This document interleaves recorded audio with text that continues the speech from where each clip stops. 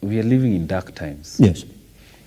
Oh, by the way, I should remind you at the point where you're saying during this time when the president is really traveling. Yes, before yeah, break. yeah. Yes. By the way, you know, at first, yes, I thought it was quite important for the president to travel.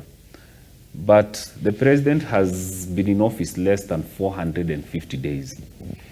Today, he's in India. 43rd trip. That means the president has never been in this country more than 2 weeks. He has never been here.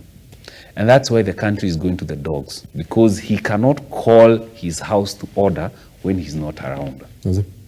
One of the reasons we are headed the way we are headed is because he's never in this country. And now that all these things are coming to light, because all these things are intertwined. Yes. You know, if you look at the pattern, you can see where we are headed. And that's where we have to speak up and save this country. And the media, you have to help us do this, because now this is the only place we can speak the truth.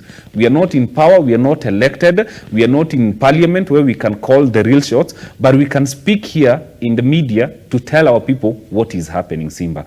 And so I want to thank the management of Look Up TV for allowing people to come and speak the truth to this power. Openly, so that we can do our part and save our country, so that history will not judge us harshly. Simba, government is never in the business of making profit. If a government is making profits, then we have billionaires in power than leaders. Unfortunately, we have wheel dealers and businessmen in power. They will do everything. It is their time to loot. It is their time to eat. That's how they see this country. And the only way we can salvage and save what is left in this country is make this country ungovernable with demonstrations. It is a right.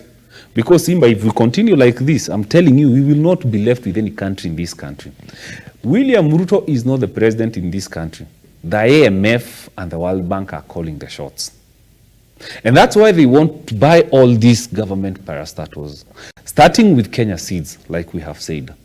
If we start consuming GMO, which has been proven, by the way, because it is genetically modified food, scientists say we are what we eat. Okay, let's do some small civic education on your show, Simba. We are essentially what we eat. We and the nature are one, and that's why the nature provides what we are supposed to eat. And so mankind, in his own wisdom of foolishness, if he genetically modifies food, they genetically modify your genes by what you eat, because we have contaminated the source of the food. By the way, you can check all these facts. Now, what happens is that... Pure science. It's pure science. What happens is that now, once we interfere with genes, what happens? What is cancer? Cancer is abnormal behaviors of genes. Okay? Now we are going to start dealing with cancer cases. Okay? That's another cartel business. They flood in the pharmaceuticals. And by the way, what we are saying here is very dangerous. But we don't care. We do not care. We need to say it as it feels. Do you know it is better to live as a truthful man in history than live in this life as a liar? And so it is important for us to tell Kenyans, speak up right now or perish. It is your time to speak up or perish.